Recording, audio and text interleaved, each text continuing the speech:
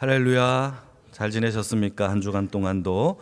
오늘은 골로새서 3장의 말씀을 통해서 위의 것을 찾아라 라는 제목으로 주의 말씀을 증거하겠습니다.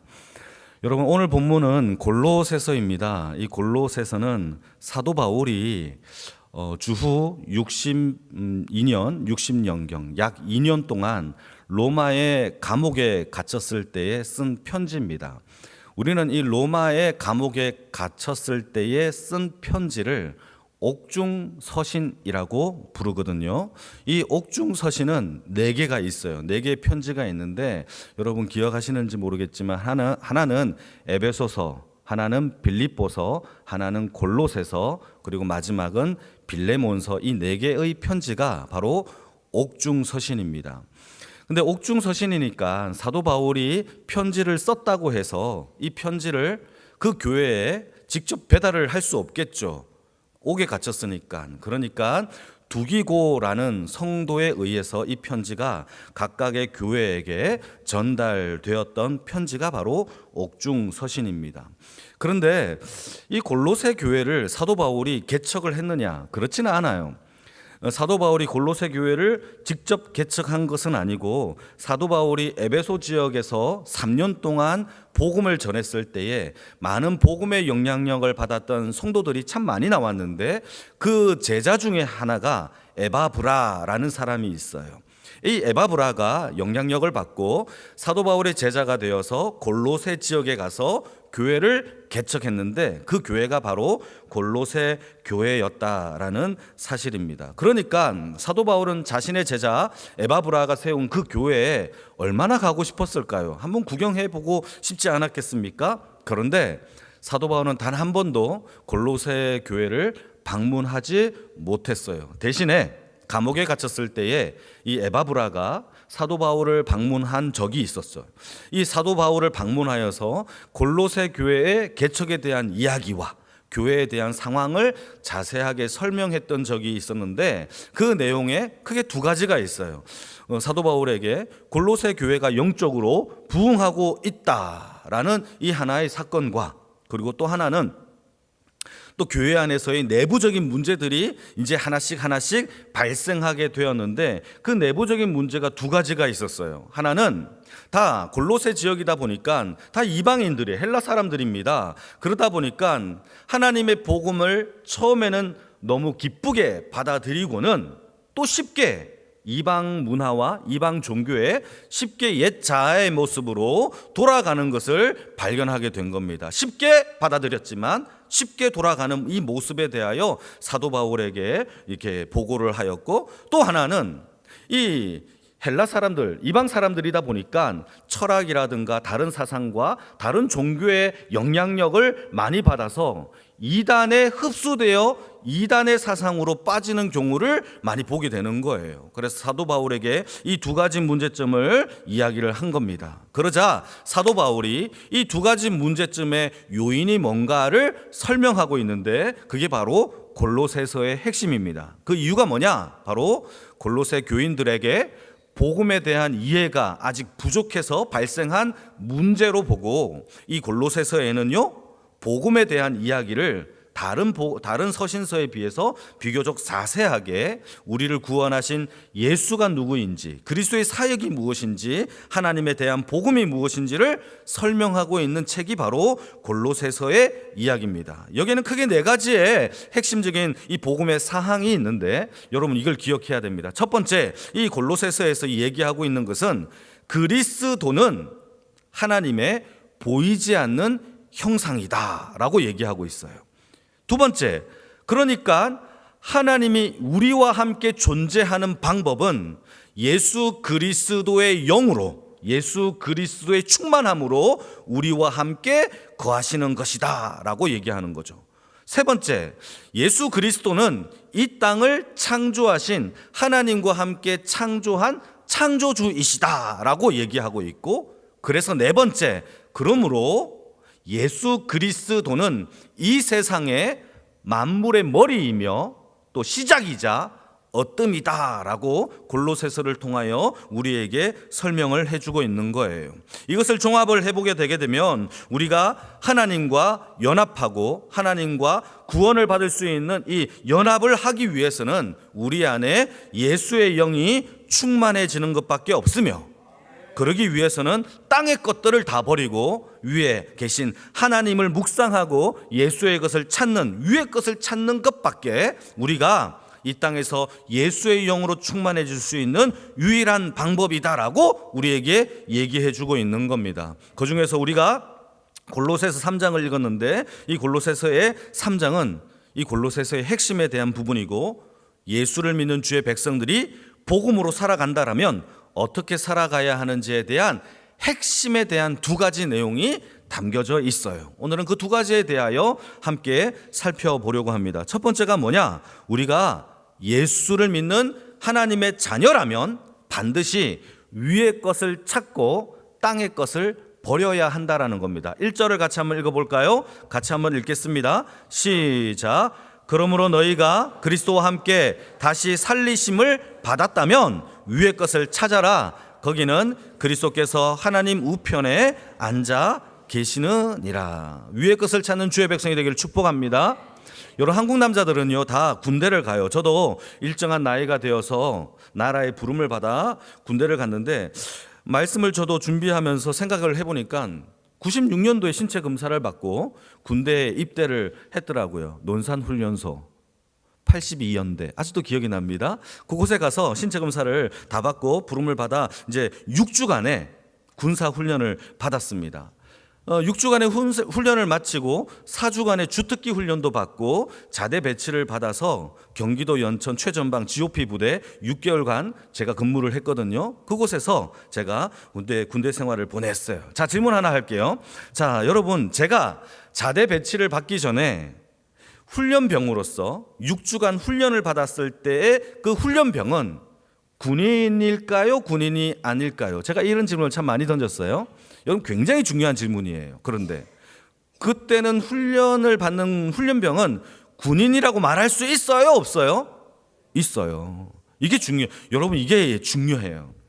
여러분, 우리가 나라의 부름을 받고 입영 영장을 받고 입대를 했기 때문에 훈련병이든 병장이든 특전사든 간에 입대한 이 군인은 신분적으로 반드시 군인이 맞다라는 거예요. 물론 특전사나 해병대처럼 탁월한 어떤 그 훈련 익숙한 그런 병사는 아니겠지만, 미숙하지만 그래도 신분적으로는 군인이 맞다라는 겁니다. 신분적으로 군인이 맞다라는 게 중요해요.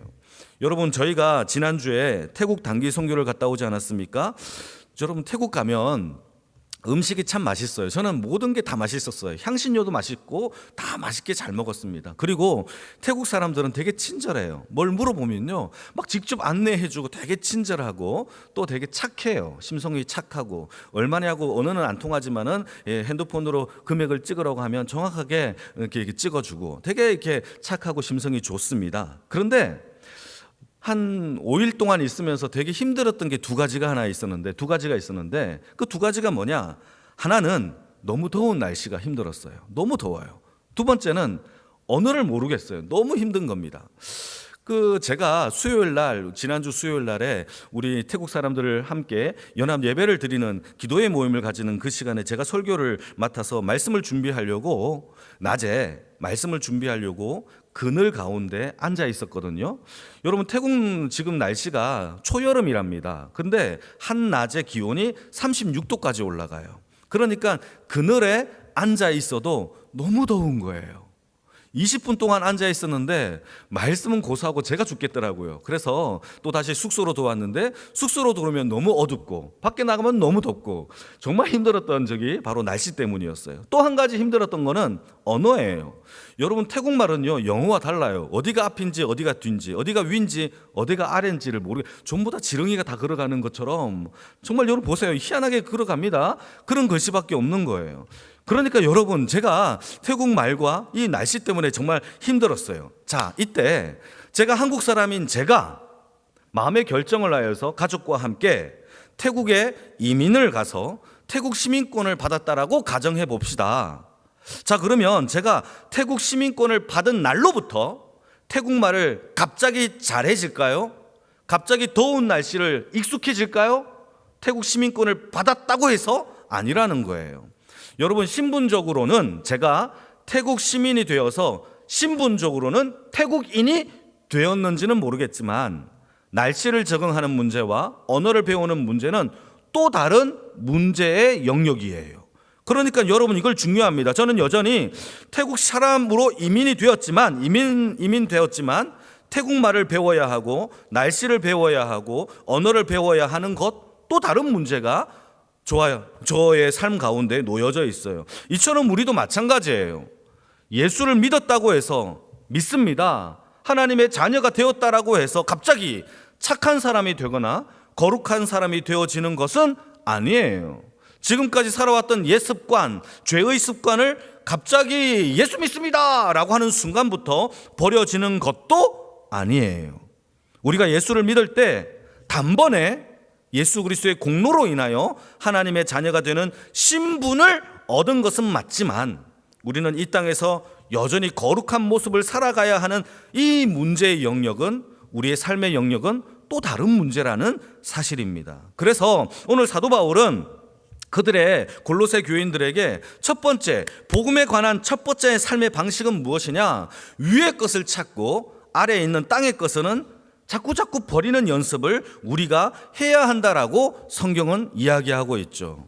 위의 것을 찾는 이 경건의 훈련을 통하여 우리가 점차 하나님의 자녀가 되어가는 줄을 믿으시길 축복합니다. 그래서 예배를 찾아야 돼요. 기도를 찾아야 돼요. 경건의 훈련과 하나님 앞에 봉사의 자리를 찾지 않으면 우리는 바뀌지 못해요. 여전히 땅의 습성 가운데 고민하고 염려하는 이 염려의 문제 때문에 여러분, 우리는 변화되거나 바뀔 수가 없다라는 겁니다. 그러니 여러분, 우리가 하나님 앞에 거저 변화되는 것을 거저 주어지는 것이 아니라 언어를 배우고 날씨에 적응하고 문화를 배우는 것처럼 우리의 삶에도 하나님 앞에 위의 것을 찾는 노고와 수고와 연단이 필요하다라는 사실을 여러분 기억하시고 도전하시기를 주님의 이름으로 축복합니다. 자, 그렇다면 우리가 위의 것을 찾는 이 훈련을 어떻게 해야 하느냐? 아주 쉽습니다. 그게 2절에 나와요. 같이 한번 읽어볼까요? 2절입니다. 시작. 위의 것을 생각하고 땅의 것을 생각하지 말라. 여러분, 이게 훈련이에요. 어떻게 하라고요? 위의 것을 생각하고 땅의 것은 생각하지 말라. 땅의 것도 생각하고 위의 것도 생각하고가 아니에요. 땅의 것은 생각 안 해야 돼요. 위의 것만 생각하는 것이 성경에서 우리를 훈련시키는 훈련의 방법이다라는 사실입니다. 그런데 우리는 문제가 뭐냐 하면 땅에 살기 때문에 너무 땅의 것들을 고민하고 생각하고 염려하고 걱정해요. 이게 우리의 문제점이라는 겁니다. 여러분, 우리는 이 땅에 살기 때문에 너무 땅의 것들에 신경 쓸 게 많아요. 그래서 예수님께서는 씨 뿌리는 비유 가운데서 땅의 것들에 대하여 우리에게 두 가지로 설명하는데 한번 읽어볼까요? 땅의 것이 뭐냐? 마태복음 13장 22절인데요. 같이 한번 읽겠습니다. 시작. 가시떨기에 뿌려졌다는 것은 말씀을 들으나 세상의 염려와 재물의 유혹에 말씀이 막혀 결실하지 못한다라고 되어 있죠. 여러분, 뭐죠? 땅의 것들을 예수님이 뭐라고 얘기합니까? 세상의 염려, 걱정 염려, 또 재물의 유혹, 이것이 바로 땅의 것들이래요. 여러분, 우리는 너무 땅에서 땅의 것들을 염려하고 돈에 대한 유혹에서 자꾸 넘어지고 있다는 것을 예수님께서 2000년 전에 우리에게 경고하고 있는 겁니다. 여러분, 너무 많은 걱정을 합니다. 먹고 사는 문제, 자녀의 문제, 건강의 문제, 돈의 문제, 관계의 문제, 또 취업의 문제, 결혼의 문제 될 게 너무 많아요. 그래서 여러분, 땅에서 솟아나는 모든 것들은 다 염려라는 열매를 맺어요. 다시, 땅의 것들은 생각하면 생각할수록 우리에게 주는 열매는 딱 하나예요. 그게 뭐다? 염려, 유혹거리밖에 되지 않는다라는 사실이에요. 이것을 예수님은 버리래요. 대신 뭘 하라? 위의 것을 생각하라. 여러분, 지금까지 우리의 삶을 돌아보면 다 하나님의 은혜가 아니고 뭐가 되겠습니까? 믿으십니까? 영광교회가 하나님의 은혜죠. 우리의 능력, 돈으로 지어진 교회입니까? 아니에요. 하나님의 복음으로 시작한 교회이고 하나님의 은혜로 열매 맺는 교회인 줄 믿으시길 축복합니다. 저도 마찬가지고 우리 모두 마찬가지예요. 돌아보면 다 하나님의 은혜이지 내 능력으로 했어. 태국 단기 선교 우리의 실력으로 한 게 아니에요. 갔다 온 것이 어떤 그 누구도 그 땅에 하나님의 복음이 전파되어 교회가 세워진 것도 다 하나님의 은혜예요. 우리 선교팀들은 다 알 겁니다. 태국은요, 슬픔의 땅이에요. 눈물의 땅입니다. 태어나자마자 불교를 믿어야 되고 태어나자마자 왕을 섬겨야 돼요. 왕이 신이에요. 엎드려 절을 해야 돼요. 선택권이 없어요. 그럼에도 불구하고 선교사님을 통하여서 그 땅에 교회가 세워졌다. 기적이죠. 어떻게 예수를 믿을 수가 있겠어요? 하나님을 찬양할 수가 있겠습니까? 그게 다 하나님이 시작한 복음입니다. 우리도 마찬가지예요. 조선시대가 해방되고 난 다음에 이 땅에 복음의 씨앗이 뿌려질 때에 어떻게 교회가 세워졌습니까? 능력으로, 우리의 능력으로, 우리의 힘으로, 돈으로 아니에요. 하나님이 시작한 복음인 줄 믿으시기를 축복합니다. 우리가 하려고 하면 다 문제투성밖에 안 돼요. 서로 싸우고 내 이권 다툼하는 것밖에 되지 않겠습니까? 우리의 교회와 우리의 가정이, 우리의 삶이 다 하나님의 은혜로부터 시작되었다라면 성경이 말합니다. 우리가 하고 있는 땅의 걱정과 염려는 다 쓸모없는 것이래요. 마태복음 6장에서 예수님께서 정확하게 얘기합니다. 염려는 하나님을 믿지 아니하는 이방인들이 하는 거래요. 이방인들의 트레이드 마크, 그게 염려래요. 이방 사람들, 하나님을 믿지 아니하는 사람들의 상징이 뭐냐? 염려. 이게 그거 예수님께서 하신 말씀이에요. 그래서 하는 말이 너희들이 염려함으로 키가 1cm라도 자랄 수가 있게 하겠느냐? 하지 말라라고 이야기하는 겁니다. 여러분, 우리가 복음의 사람이라면 세상이 주는 모든 땅의 것들의 염려를 버리시기를 주님의 이름으로 축복합니다. 위의 것을 찾으십시오. 예배를 찾고 기도를 찾고 말씀과 훈련을 찾을 때에 하나님의 위에서 오는 평강과 샬롬의 은혜가 저와 여러분들의 삶 가운데 가득 넘치기를 주님의 이름으로 축복합니다. 그게 바로 첫 번째죠. 여러분, 우리가 복음의 사람이라면 두 번째 훈련이 뭐냐? 두 번째는요, 5절에 나옵니다. 같이 한번 읽어볼까요? 5절 시작.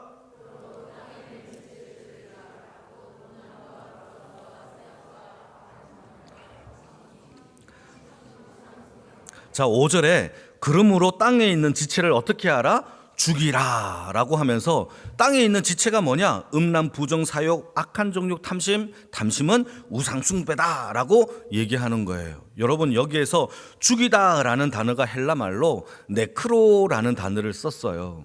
이 네크로라는 단어가 어떤 뜻이냐 하면 작동이 멈추는 거예요. 스탑하는 거예요. 여러분, 제가 마이크를 쓰고 있는데 여기 버튼이 있거든요.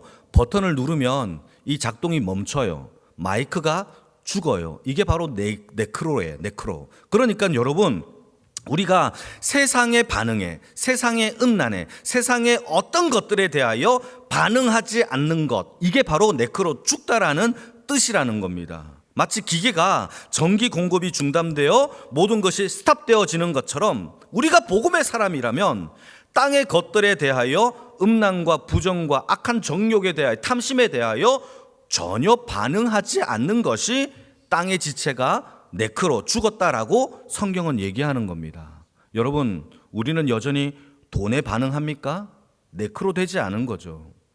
유혹에, 음란에, 세상의 정욕에, 탐심에 네크로 했습니까? 반응합니까? 분노에 쉽게 반응합니까? 죽지 않은 거죠. 이것을 죽이래요. 이게 성경의 이야기입니다. 우리는 여전히 죄의 습성들이 남아있어요.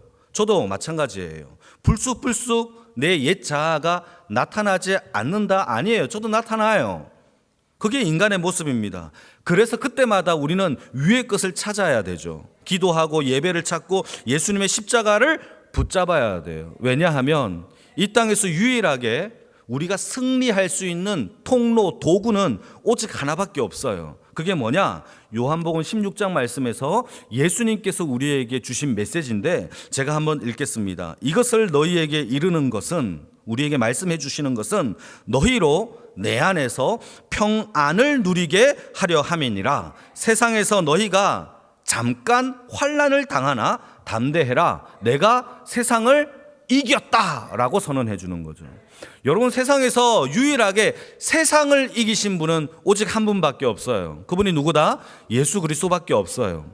그러니까 예수로 충만해지면 우리 또한 세상을 이길 수 있는 능력이 내 힘이 아니라 예수로 말미암아 세상을 이길 수 있다라고 성경은 얘기하는 거예요.